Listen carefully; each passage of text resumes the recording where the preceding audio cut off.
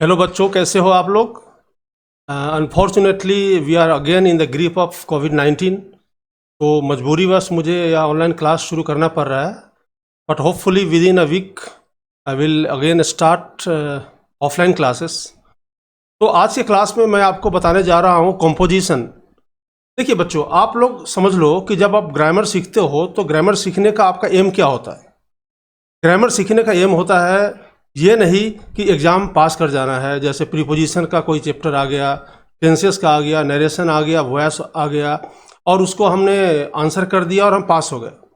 This must not be our aim must be how to write letters, formal and informal letters, how to write articles, how to write essays, how to write correctly, how to speak English correctly.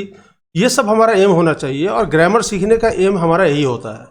तो आज के class में मैं आपको बताऊंगा letters में formal letters. तो formal letters में जैसा कि आप सब स्क्रीन पे देख पा रहे हैं, written only for official purpose. So now what is this formal letter? Formal letter is an official letter, यानी जब कभी भी हम किसी ऑफिशियल पर्पस से कहीं लेटर लिखते हैं तो that becomes a formal letter. It has certain format. It is written to editor, जैसे हमें एडिटर को लिखना है, जैसे प्रिंसिपल को लिखना है, म्युनिसिपल कमिश्नर को लिखना है, सेक्रेटरी ऑफ ए सोसाइटी को लिखना है, या मेयर को लिखना है, चाहे एसएचओ को लिखना है, या कोई ऑर्डर हमें प्लेस करना है, या फिर ऑर्डर हमें कैंसिल करना है, या फिर कोई ऑर्डर हमें डिलीवर हुआ है और the article is not functioning properly, सही से काम नहीं कर रहा है तो हम कंप्लेन करते हैं। So that is also a kind of formal letter. तो इतने तरह का फॉर्मल लेटर होता है।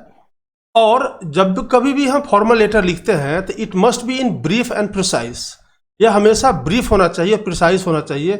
ऐसा नहीं है कि हम 5 पेज लिख देंगे तो हमें 10 नंबर के बदले 20 नंबर मिल जाएगा, ऐसा नहीं है। आपको 10 नंबर मिलता भी फिर भी नहीं मिलेगा, आपको मिलेगा 5 नंबर, बिकॉज आपने जो लिखा है वो सुपरफ्लस हो गया, बहुत अधिक आपने लिख दिया। ऐसा हमें नहीं करना है। So my dear students, next is जो फॉर्मल लेटर का जो हमारा टोन होता है वह बिल्कुल पोलाइट होता है। पोलाइट टोन में हमें लिखना है, हमें हार्श टोन में नहीं लिखना है। यानी हम उस लेटर के माध्यम से किसी को हम धमका नहीं सकते हैं, किसी को हम धमकी नहीं दे सकते हैं, किसी को हम डांट नहीं सकते हैं। फॉर्मल लेटर हमेशा पोलाइट एक्सप्रेशन में ही लिखा जाता है। और जो फॉर्मल लेटर का फॉर्मेट होता है, जैसा कि मैंने आपको क्लास में भी बताया है कि हमेशा लेफ्ट इंडेंटेड स्टाइल होता है, यानी वो लेटर हमेशा हम लेफ्ट से शुरू करते हैं और सारे पैराग्राफ हम लेफ्ट से शुरू करते हैं। और जब कभी भी पैराग्राफ हमें चेंज करना होता है तो हमें एक लाइन छोड़ना होता है, यह आप सबको पता होगा। नाउ हम नेक्स्ट पे आते हैं, लेआउट। अब फॉर्मल लेटर का लेआउट क्या होता है? तो सबसे पहले हमें लिखना होता है क्या? हमारा एड्रेस, यानी राइटर्स का एड्रेस, यानी उसका एड्रेस जो व्यक्ति लेटर लिख रहा है। उसके बाद हम एक स्पेस छोड़ते हैं, यानी एक लाइन छोड़ते हैं। देन उसके बाद हम डेट लिखते हैं, यानी डेट में हमें DATE लिखने की ज़रूरत नहीं है। क्यों? क्योंकि यह फॉर्मेट के अनुसार यह डेट का ही जगह है। उसी तरह से राइटर्स एड्रेस में हमें यहाँ पर फ्रॉम लिखने की ज़रूरत नहीं है, क्योंकि यह फ्रॉम का ही स्पेस होता है। Next is address of the receiver. जिसको हम लेटर भेज रहे हैं, लेटर जो रिसीव करेगा उसका एड्रेस हम यहाँ पे लिखते हैं। उसके बाद एक लाइन और छोड़ेंगे और फिर हम लिखेंगे सब्जेक्ट। जो सब्जेक्ट होगा वह कोई क्लॉज नहीं होगा। सब्जेक्ट को हम किसी टेंस में नहीं लिखेंगे, बल्कि वह एक फ्रेज होता है। वह मैं आगे के अभी लेसन में समझाऊंगा। So it should be objective and it should be concise, यानी बिल्कुल शॉर्ट होना चाहिए। और सब्जेक्ट को पढ़ने से हमें पता चल जाना चाहिए कि what is this letter all about, यह लेटर किस बारे में लिखा जा रहा है। नेक्स्ट आते हैं हम सैल्यूटेशन पे। सैल्यूटेशन में हम लिख सकते हैं डियर मैम या डियर सर, या रेस्पेक्टेड मैम या रेस्पेक्टेड सर, या हम ऐसा भी लिख सकते हैं सिर्फ मैम या सर। मैम का जो शॉर्ट फॉर्म होता है वह ऐसा होता है, और या फिर हम सर भी लिख सकते हैं। उसके बाद आता है मेन बॉडी, यानी लेटर हम किस बारे में लिख रहे हैं वह जब हमें लिखना होता है तो that constitutes the main body of the letter, और फिर मेन बॉडी हमें लिखना होता है। जब भी आप मेन बॉडी आप लिखते हो तो प्रॉपर टेंस का ध्यान रखें और प्रॉपर वॉइस का ध्यान रखें।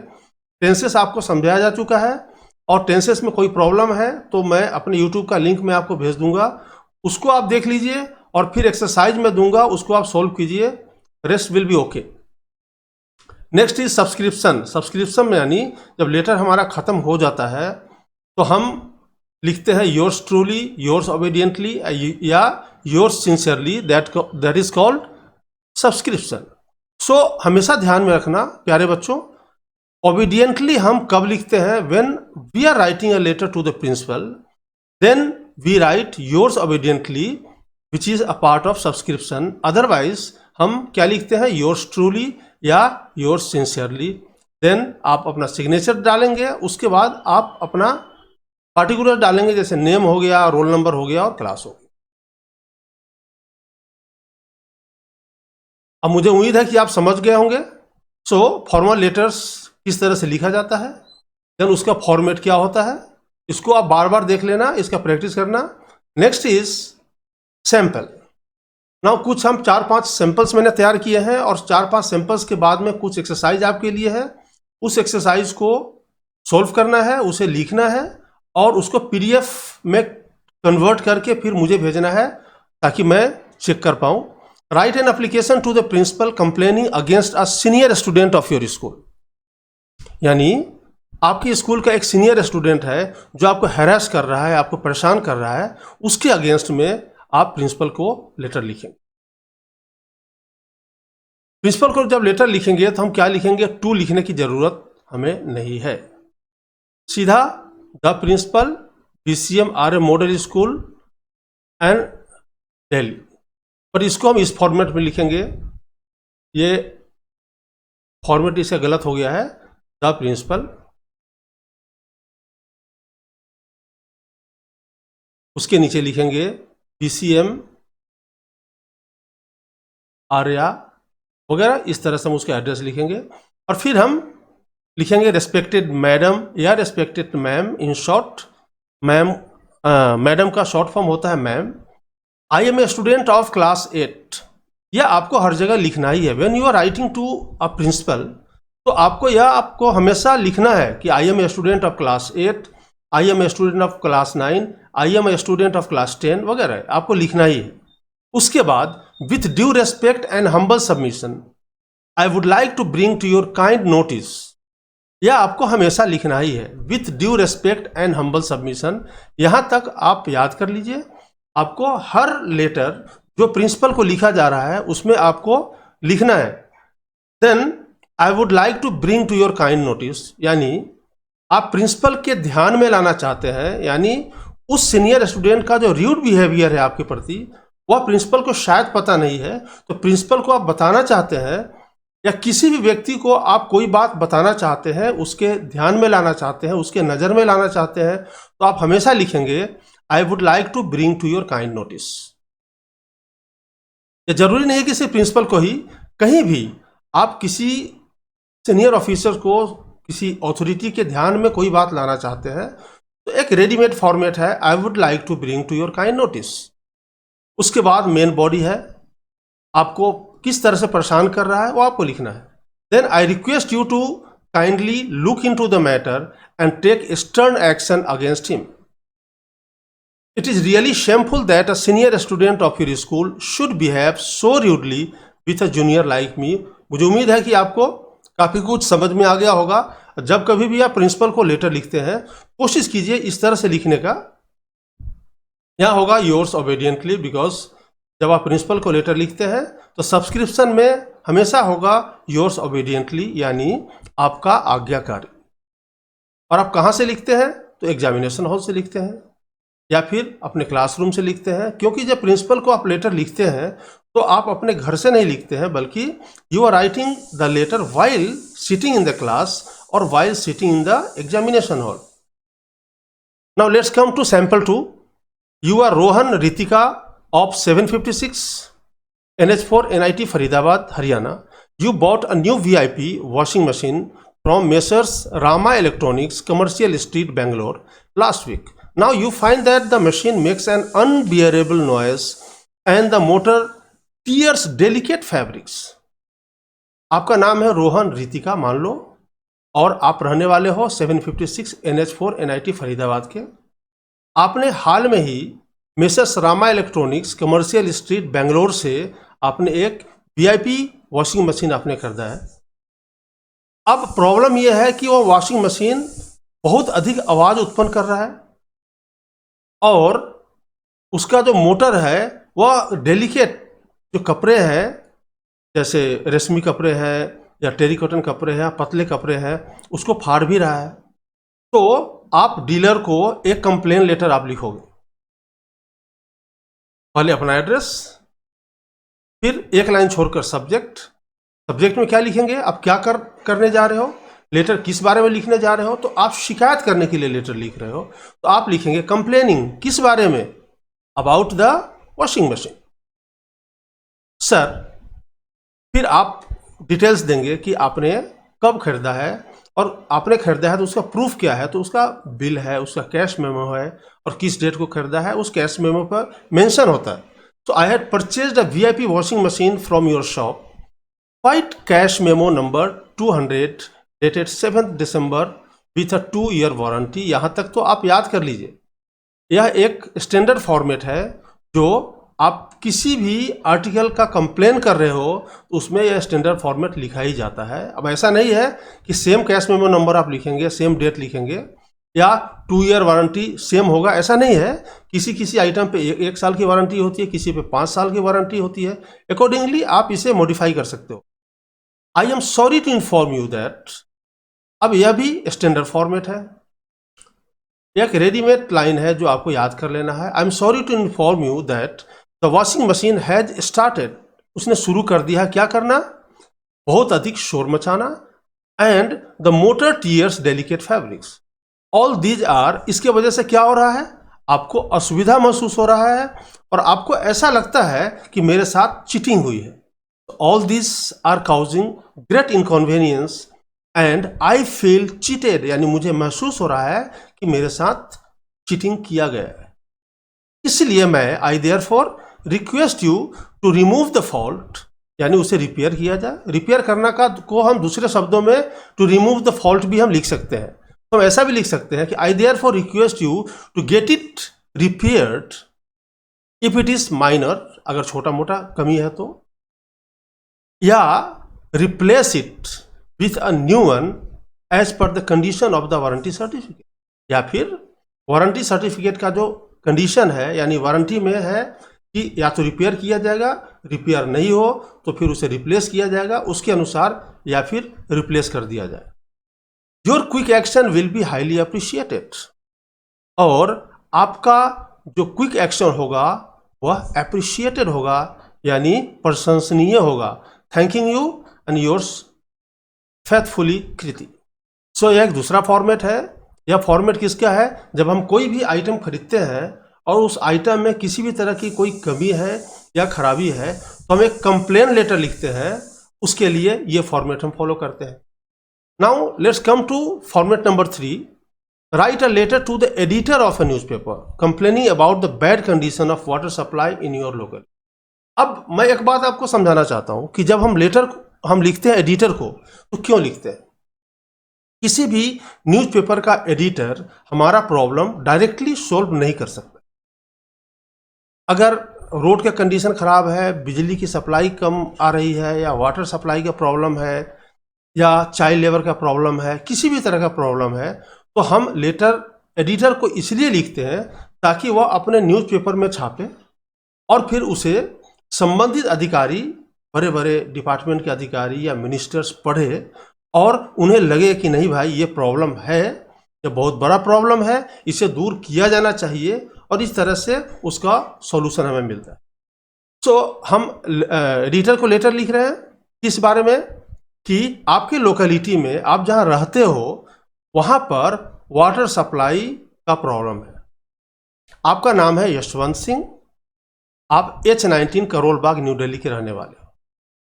नाउ पहले अपना एड्रेस लिखेंगे, फिर एक लाइन छोड़ेंगे, फिर डेट लिखेंगे, फिर एक लाइन यहाँ छोड़ेंगे, फिर जो रिसीवर का एड्रेस है, हम किसको भेज रहे हैं, एडिटर को भेज रहे हैं, उसका एड्रेस हम लिखेंगे और फिर सब्जेक्ट लिखेंगे। तो सब्जेक्ट क्या है, किस बारे में आप लिख रहे हो, तो water supply Karol Bagh colony में वाटर सप्लाई की स्थिति बदतर है। तो हम क्या लिखेंगे, बैड कंडीशन, किस चीज का, वाटर सप्लाई का। So bad condition of water supply कहाँ पे, at Karol Bagh colony, that's it.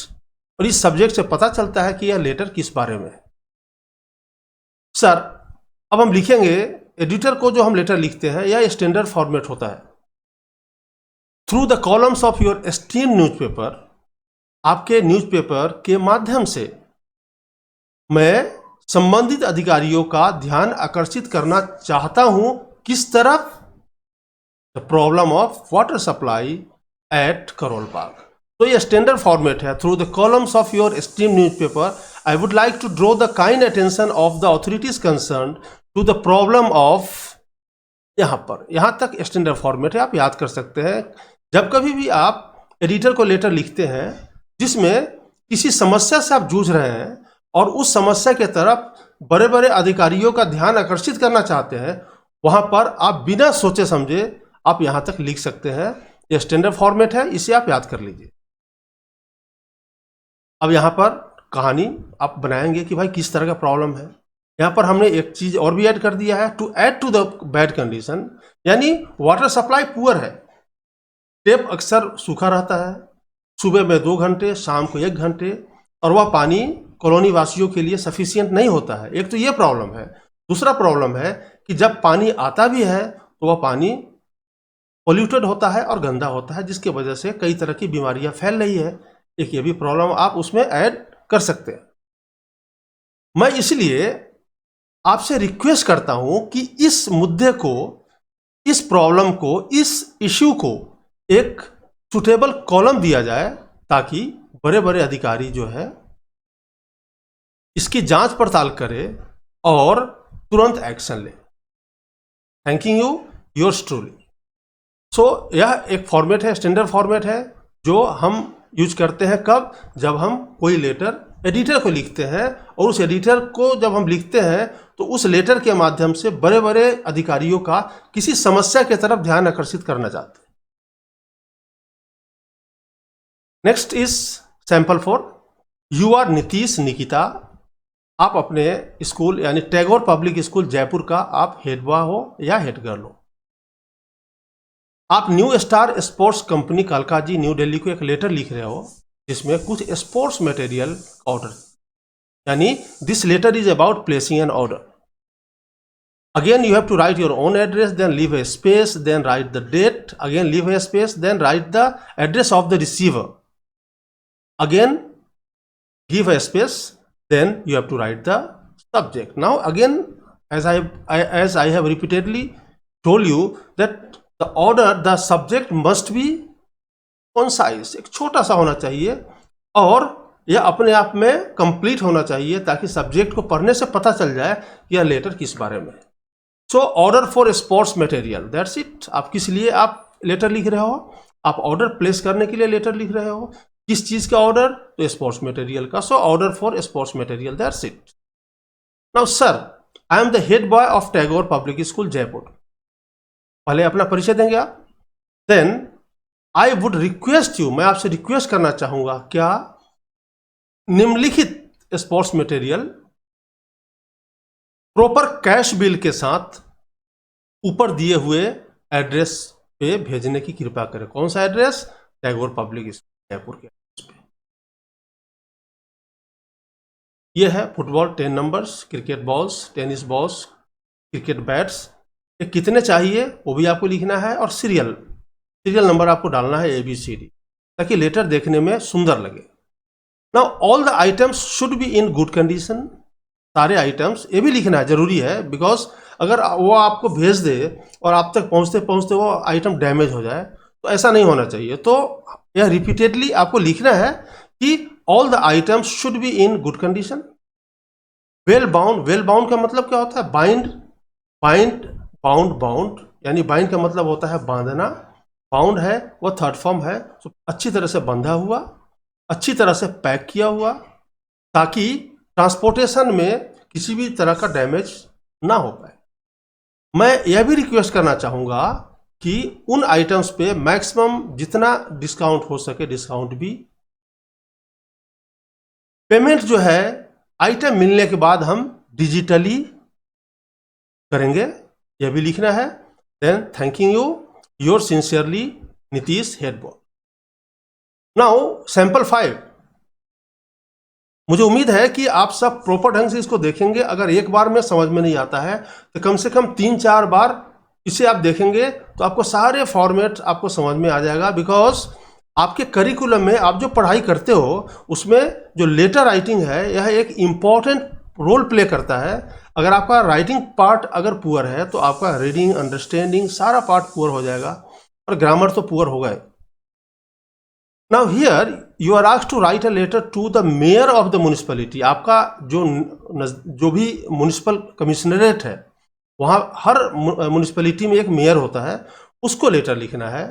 क्यों? उसे रिक्वेस्ट करना है कि आपके लोकेलिटी में स्ट्रीट लाइट नहीं है तो स्ट्रीट लाइट प्रोवाइड किया। तो पहले उसका एड्रेस एक लाइन छोड़ेंगे, डेट लिखेंगे एक लाइन छोड़ेंगे, सब्जेक्ट लिखेंगे।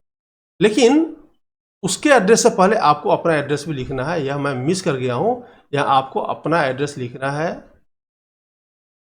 Then sir, I am Mohan Kumar, the secretary RWA NH4 NIT Faridabad, अपना परिचय देना है। Then I wish to draw your attention, यह स्टैंडर्ड फॉर्मेट है, याद कर लीजिए। आपका ध्यान मैं आकर्षित करना चाहता हूं किस तरफ? NH4 में स्ट्रीट लाइट्स के कमी के तरफ, to absence of street lights at NH4। Most of the streets of our locality are without street lights. हमारे लोकेलिटी के जो अधिकतर जो स्ट्रीट्स है वह बिना स्ट्रीट लाइट्स के हैं। और चूंकि स्ट्रीट्स जो है वह रात में बिल्कुल वहाँ अंधेरा छा जाता है, इसलिए बहुत सारे अपराध भी होते हैं। लोगों को बाहर निकलने में रात में डर लगता है, इसलिए हमें बहुत सारे प्रॉब्लम का, इवन हमारे लाइफ को भी के थ्रेट का सामना करना पड़ रहा है। हम लोग इसलिए उम्मीद करते हैं कि आप जो है इतना दया दिखाएंगे कि हमारे कॉलोनी के स्ट्रीट्स को अविलंब तुरंत स्ट्रीट लाइट्स प्रोवाइड करें। Yours faithfully secretary. सो ये है 5 हमने सैंपल दिया है और इसे आप बार बार देखिएगा। और फिर 4 क्वेश्चंस में मैंने दिया है असाइनमेंट। यह असाइनमेंट आपको पूरा करना है और यह असाइनमेंट कल सुबह 8 बजे तक मुझे भेजना है। तो write an application to the principal of your school requesting him her to arrange extra classes in English and maths. English maths की एक्स्ट्रा क्लासेस के लिए एक लेटर लिखना है प्रिंसिपल को। आप श्रुति दुआ हो बॉस्को पब्लिक स्कूल का, आपका प्रमोशन हो गया है 8C में, जो एक संस्कृत सेक्शन है, लेकिन आप फ्रेंच लैंग्वेज लेना चाहते हो। इसके लिए आप सेक्शन चेंज करने के लिए प्रिंसिपल को लेटर लिखेंगे।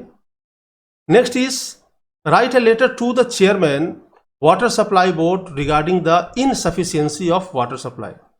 अब वाटर सप्लाई बोर्ड के चेयरमैन को लेटर लिखना है कि आपके लोकेलिटी में, आपके कॉलोनी में, आपके एरिया में जहाँ पर रहते हो वहाँ पर वाटर सप्लाई इनसफिशियंट क्वांटिटी में आ रहा है, यानी अपर्याप्त मात्रा में आ रहा है। इसके लिए लेटर लिखना है। Write a letter to the editor of the topic on the topic street light problem, यानी आपके लोकेलिटी में स्ट्रीट लाइट का प्रॉब्लम है, इसके लिए you have to write a letter to the editor. So ये सारा फॉर्मेट मैंने आपको समझा दिया है।